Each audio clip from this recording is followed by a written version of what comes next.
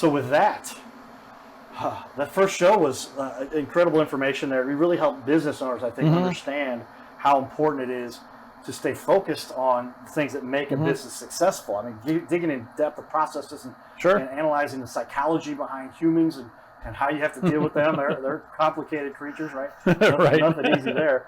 But with that, I always like to start off with a good question about something that the consumer should be concerned with. What is a big mistake that most consumers make when choosing cleaning services?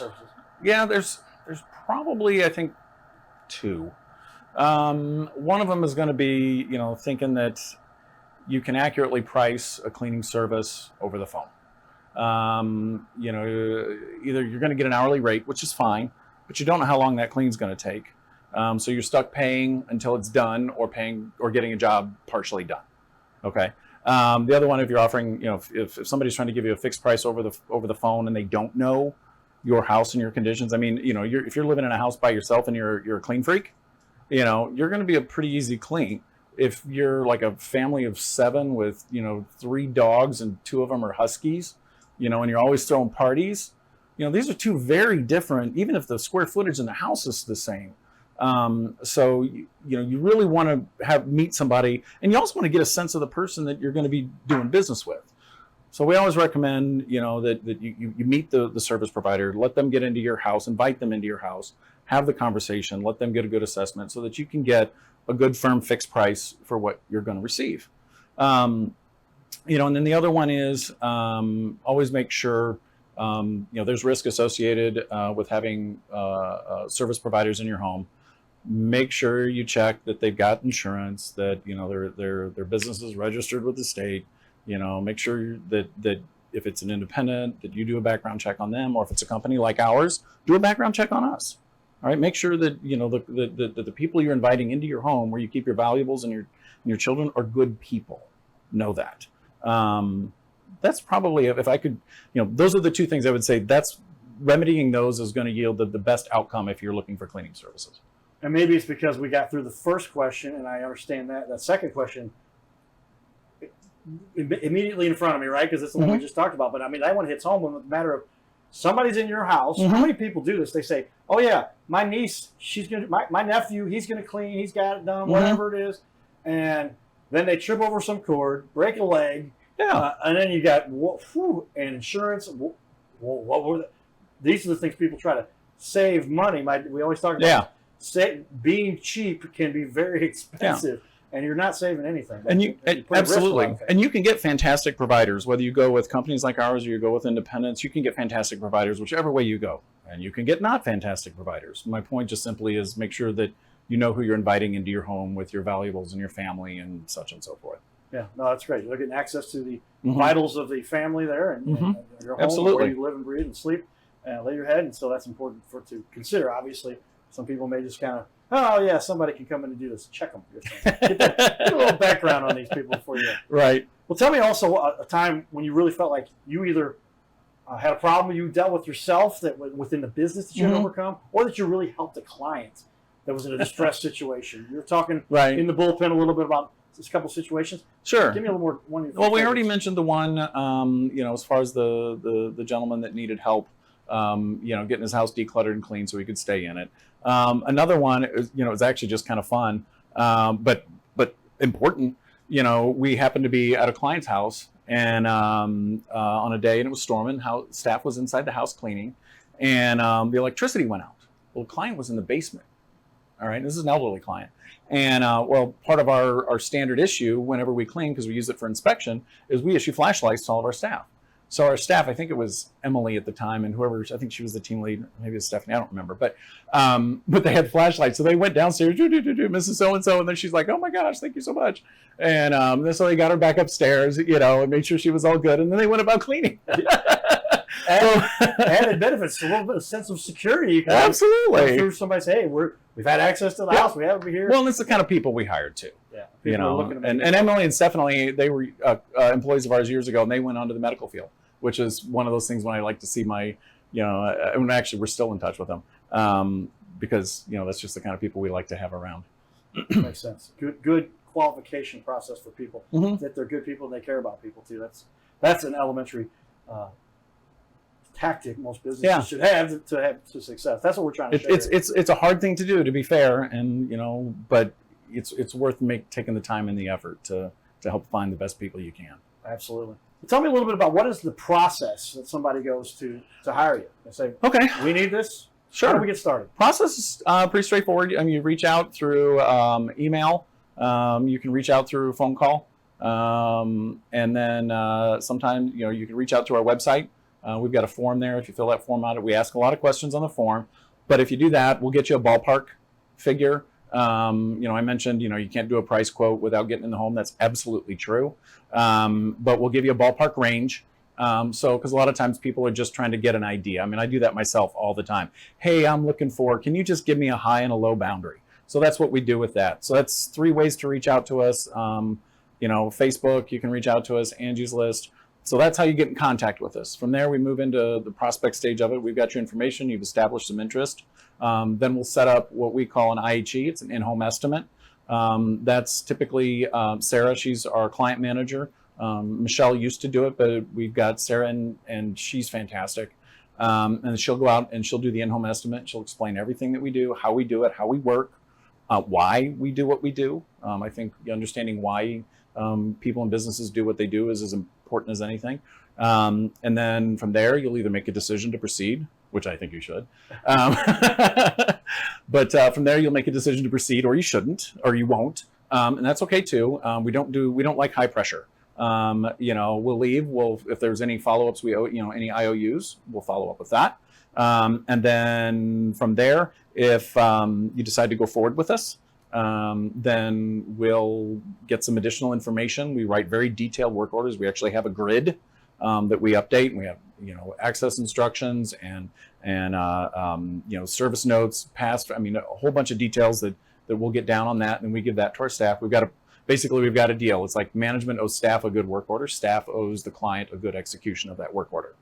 And then, if everything goes according to plan and there's no hiccups, then, and that's true about I'd have to take a look at the data, but it's like 99.8 or 99.9% of the time clients are happy. And then good. And then your house is now clean. And if you're a recurring client, we'll see you again in 1, 2, or 4 weeks. And if you're not, well, thank you very much. Hope you call us again. That's pretty much it. So there's the process, everybody. That's a matter of, you can understand Scott has a technical brain that can analyze and place all these things and knows every step necessary.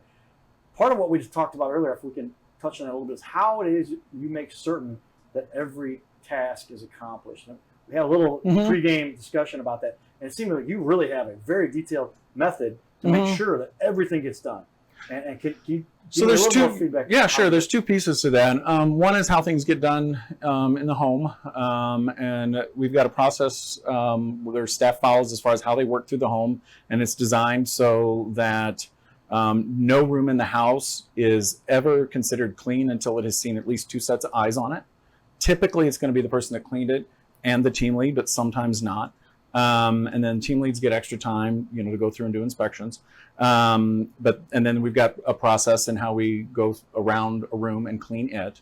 And then the software itself actually has checks and balances in. It literally shapes the human performance of the managers. As a matter of fact, I literally would encounter a human process problem. I would write it into software, and then the problem didn't happen anymore.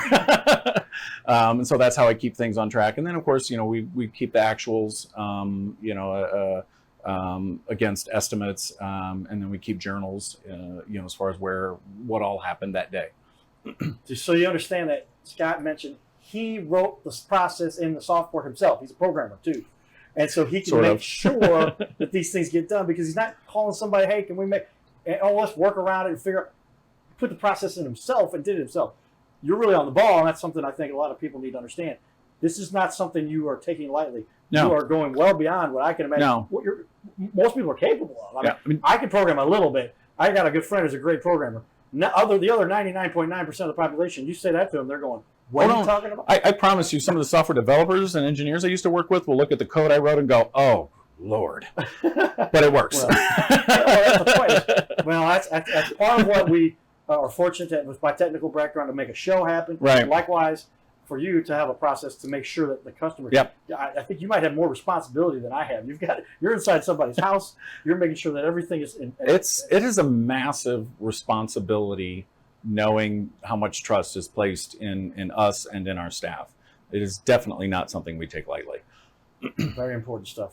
Wow, we're touching some real important elements of business that you must understand are not just true of cleaning, but of everything. And there's some specific to cleaning that this guy just has dug in on. It done beyond, like, I guess there's national companies that might want to hire you, borrow your code, or they benefit from it. They would trade secrets. Got to take care of. That's very cool.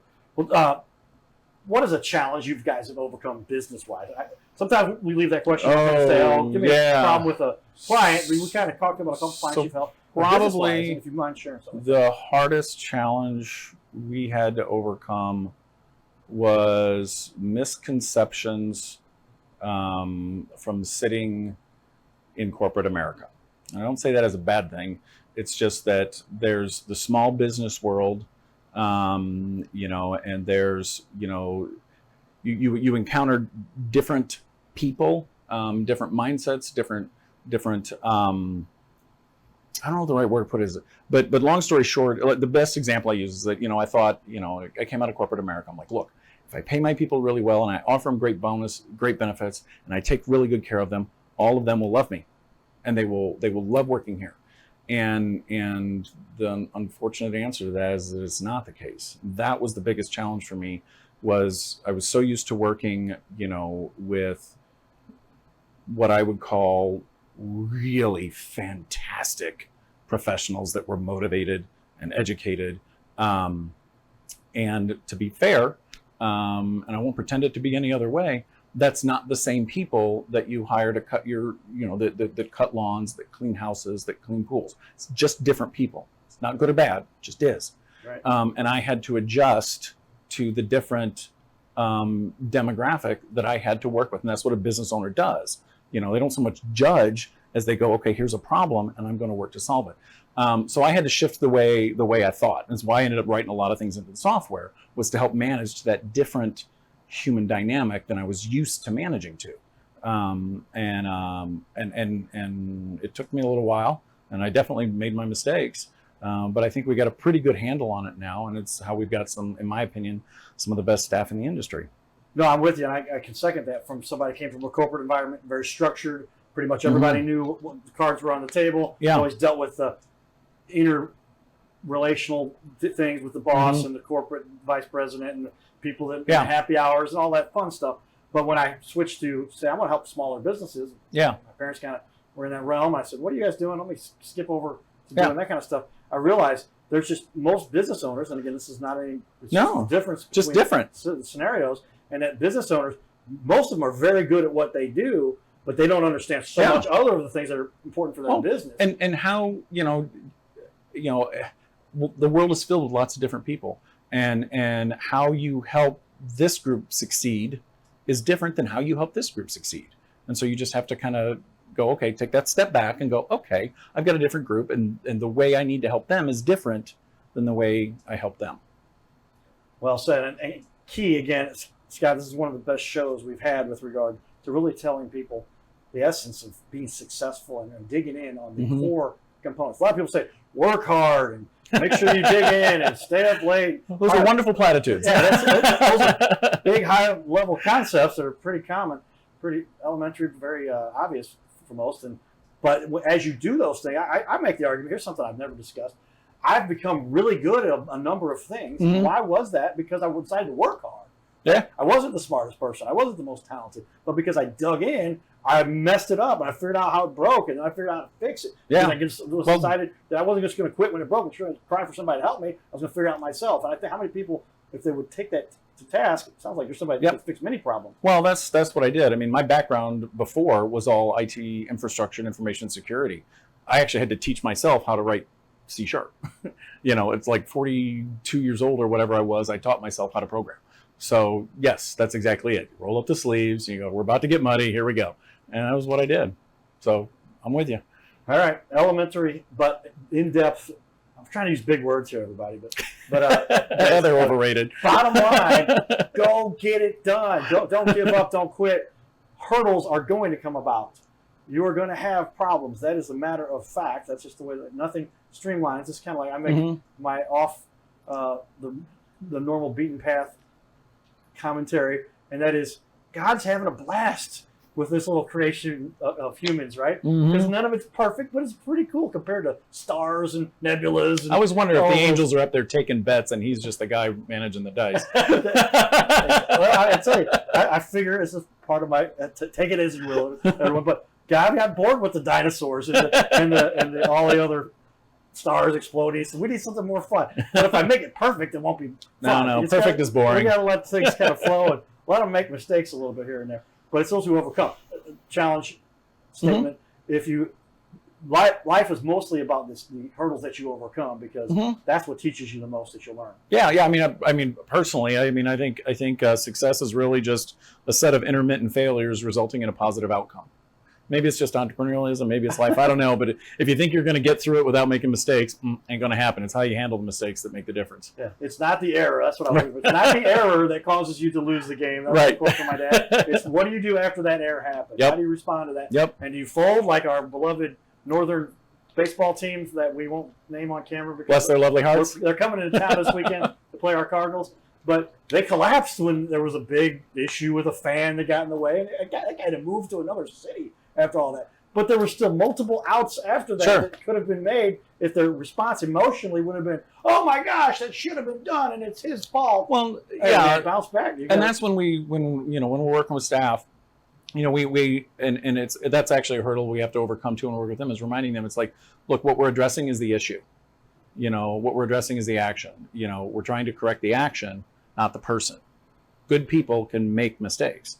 And that's actually one of the challenges we have is a lot of times people think that when we identify a performance deficiency that they're taking it personally. It's like, oh my gosh, no.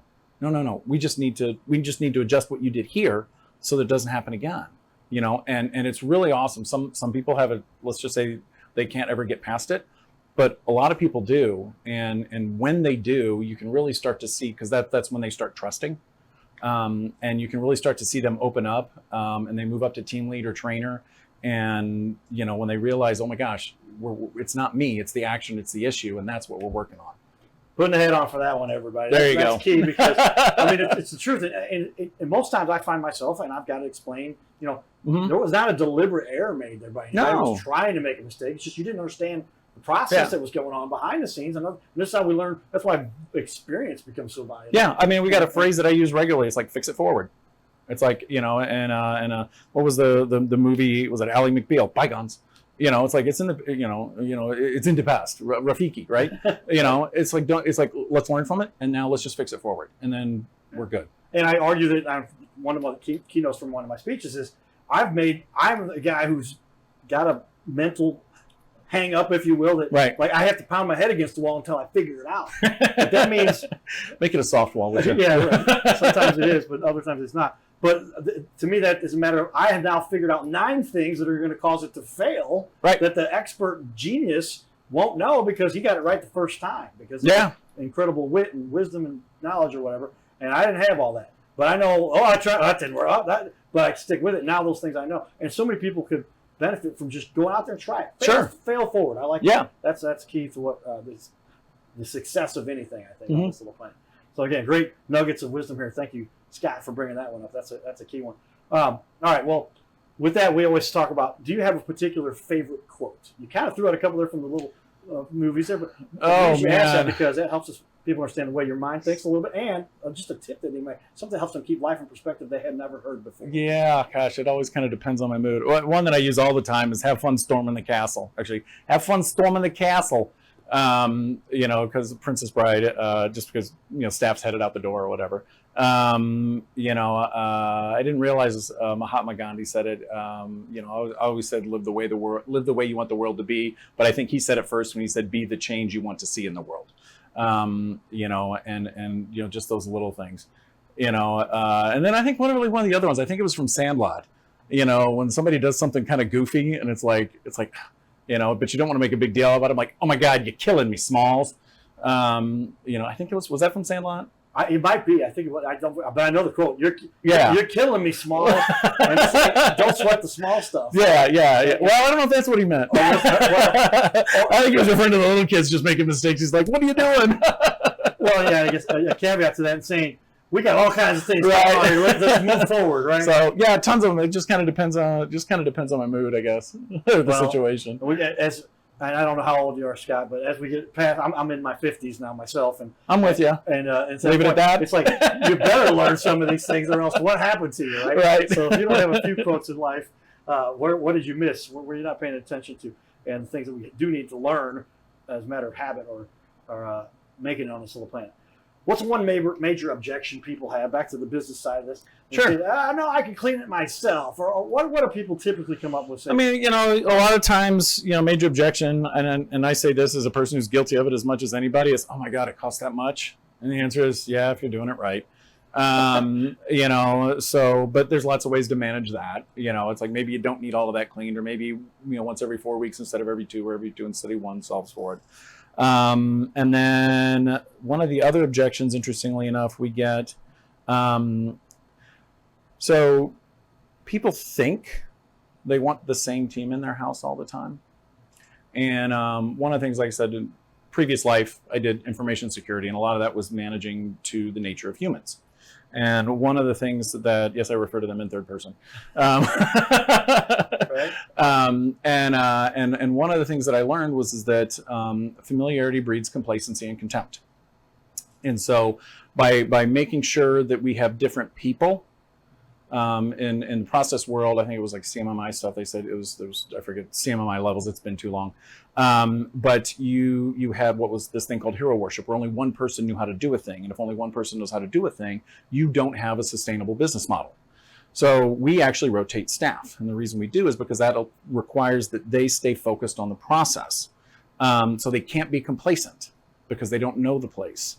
And the contempt part comes in is that if you're being paid to do a thing and you become complacent in your duty, then that's contemptful.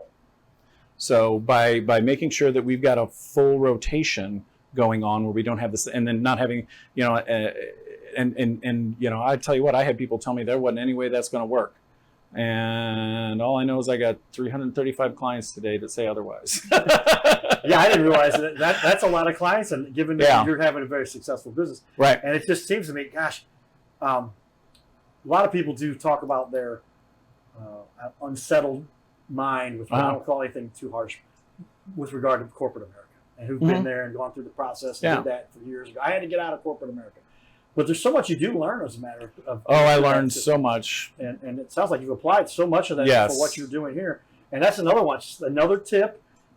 Wow. I mean, you understand the psychology of people, they become complacent no matter what. That's just get the same routine going over, and it suddenly falls off in terms of quality. And then I can cut corners here. But if they're new and they got to go in there, and I'm going to lose my job, but I'll make sure. But I don't remember exactly, so I'm going to make sure I get it all. Yeah. It helps them to stay on task. Absolutely. Another great strategic psychology here from our resident psychologist and expert. No, not a psychologist. I threw that out there. He's not registered as. I'll take human value economist maybe. There we go. But key stuff that obviously why you've had such success and things that you obviously incorporate into your business to do so. How do you feel though you guys do? To how you actually contribute to the community? And there could be a number of ways you feel that is done. You mean besides taxes? We all paying plenty of those, right? A necessary component. I don't want to say the word evil. Yeah. But it's a matter. We could go. Don't get me started. But yeah, and it's a matter. But it's with regard to what you do in the community, or people you feel you help, or if there's any charity you favor. So first of all, we definitely give opportunities, to people in our company, especially for leadership development. There's a lot of people out there that they're just looking for a place where they can let their hair down and get a chance at success. And so being able to give that to our employees and the ability to get the leadership development up that they need. And then we do we do a lot of business networking, and a lot of those people are running charitable events. And so whether it's our service we're donating, or whether we're getting gift cards or sponsoring or whatever, we'll take the time or the money to help contribute to those. And then, I'll be honest with you, just putting your head down, doing good work, doing right by people. Man, I'll tell you what, I'll take, if everybody will do that with me, I'll take that and count that as community service. Yeah, no, you're absolutely. I mean, but leading by example is another. Yeah. I might say that because it looks like you're somebody who literally has spent hours and hours analyzing the process. Yeah, and a failure in our company is a very personal thing for me. My wife would attest to that. I do take it personally, maybe more than I should, but promises made should be kept. And if I got a client that ain't happy, I feel like I didn't keep a promise. Related note, everybody. I told Michelle, she's sitting right over here. She's our co-producer. I said, you're not officially employed by our company, but you are a co-producer for the show today. And I said, at any time there's something you want us to redo, to rediscuss, to make another point, wave your hands, let us know. We're at 26 minutes into the second show. We only got 2 minutes left for her to stop you. And it looks like she's probably a few things she's going to go, oh, we could have done this a little bit better. But she has not gotten up and waved her hand. I must be doing well. Like I told I've been trying to not look at her because I get so distracted when she's in the room. And maybe you guys are going to have that discussion She's afterwards. very distracting. But I mean, I don't say this lightly, but I'm literally, you have one of those minds, I think, and I'm guilty of it too, I would say as well. And it's good and bad from the perspective that you dig in so deep. You don't want to analyze things so much, but it also provides you the opportunity to make darn sure things get done right. Yeah. And that's key for any success, for anything you want to do, much less in business. And I think that's elementary for what we're talking about here. Well, tell me then, what gives you the most satisfaction? If you had to summarize all of this, the path you're on here, providing jobs for people. That's a huge element. Yeah, I mean, running the business for the world around me, providing jobs, taking care of people, being a positive contributor in the community. For myself, call it being a master of your own domain, if you will. Proving to myself that I can do something I couldn't do before, and being able to answer all the challenges and do so in a way that some days it seems very difficult, but to do so in a way that, I can be proud of, that if my kids saw me manage it that way, that they would be proud of me. Excellent information here. We've shared quite a bit. Hopefully my head is about to explode. And that's tough to do because my mom told me, Carter, you have one of those brains, you can just analyze anything. These things you're terrible at. That's one thing you're okay at. Keep that in mind when you're working with people. They don't want to take in as much as you're trying to put out there. Right. Even as an effort to try to help. She's a teacher. She always you better be helping people. That's like, I think that's a great strategy for life. But the information you shared with us today is substantial, awesome, powerful, and helpful. I think it's going to make a big difference on our little planet. So with that, I say thank you. Everybody, if you would need to get your home cleaned, get a hold of Eads Co. Cleaning. They do an incredible job, and they can help your family get that peace of mind that you need to be happy on this little planet. Thanks for having me here today, Carter. Thanks, Scott. Thank you, Michelle. All right. We'll be back for more, everybody. Giddy up.